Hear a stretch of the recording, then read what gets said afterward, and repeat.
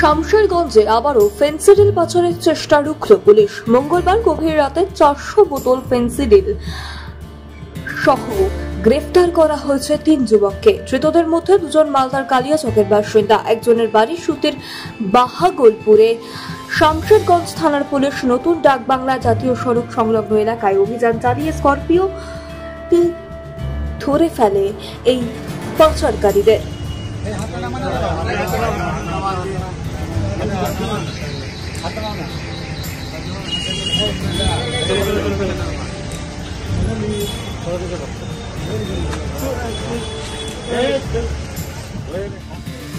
Police সূত্রে জানা গেছে, ধৃতরা ফারাক্কা হয়ে শামশেরগঞ্জের চাঁদপুরের দিকে ফেন্সিডিল পাচার করছিল।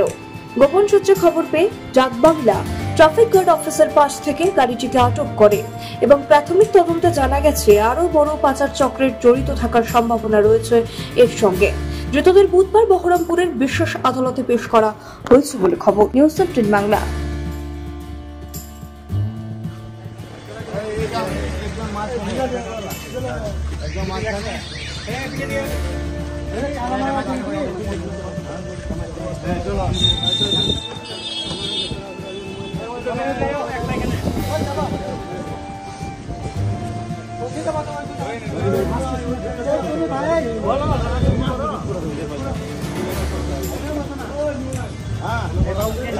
আপনার ছেলে আছে তো এটা কথা বলে